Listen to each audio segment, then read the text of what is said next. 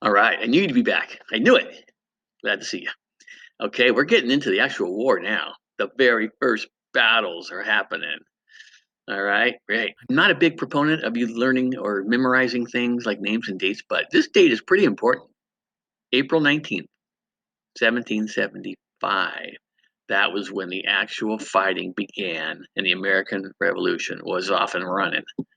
All right, now keep in mind, we are just thought of as a bunch of farmers. Remember, when I say we, I'm thinking of the colonists, the patriots, the rebels. They're thought of as just this ragtag band of farmers that don't know what they're doing. They're ill-equipped. They don't even have uniforms, for goodness sake. And they're going up against England, the most powerful, mightiest army on earth. Good luck. We have no chance, right? Well, maybe we do have a chance. All right, the battles of Lexington and Concord, really famous. This is the start of the American Revolution. April 19th, remember, 1775. Now look at, they're on the town green of Lexington, okay? We've got 77 patriots fighting. Not all of them even have muskets. They're going up against 700. Let me repeat that. 700 redcoats. We called them lobsterback sometimes when we were in a kind of a feisty mood. Now, it got to the point where the gentleman on the horse just yelled at us and said, "Hey, disband, get out of here, rebels." And we started leaving. We were like, okay, we have no chance against all these guys, right? However, a shot rang out. This was the shot heard around the world, and no one knows who shot it, but it really started the revolution. And that whole town green was just full of smoke because of the fuselage of shots being fired. At the end, which was a short battle, I'm talking minutes, there were 8 Americans lying dead, 10 injured, and only one redcoat even suffered any injury. A bad beginning for us, right? For the American Revolution.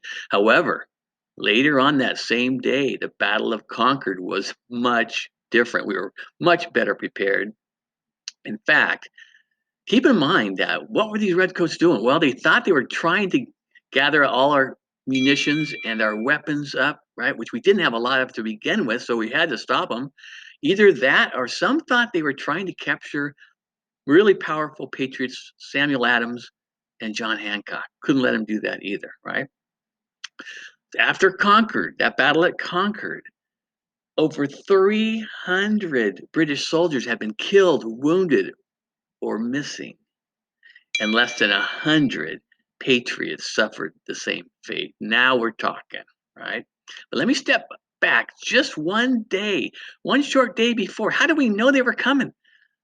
Ah, you've heard of the Midnight Ride of Paul Revere, I hope, and others. April 18th, just one day before, 1775. Remember, the troops are trying to capture John Hancock or Samuel Adams or all of our guns and ammunition. Well, here's what we're going to do to warn everybody. In the Old North Church in Boston, it's still there today, by the way. Revere let a gentleman know, another fellow patriot, "I want you to hang one lantern if I tell you they're coming by land. Hang 2 lanterns if they're coming by sea." By land was a much longer route. We'd have more time to prepare. By sea, they'd be actually crossing the Charles River and they'd be getting here a lot sooner. So it was important for the people to know.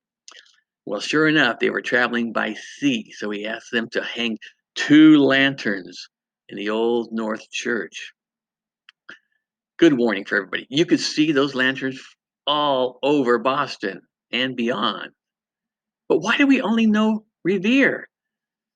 Well, legend says that he was a well-known patriot. He was pretty famous and a well-known silversmith in Boston.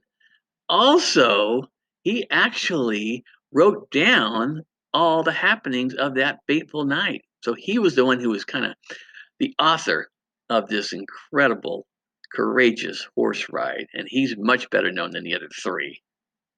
One of them was William Dawes. He's one I know. The other 2, I don't even know their names. I'll have to research that for you folks. All right. Okay, we're getting into the thick of it next. So hang on tight.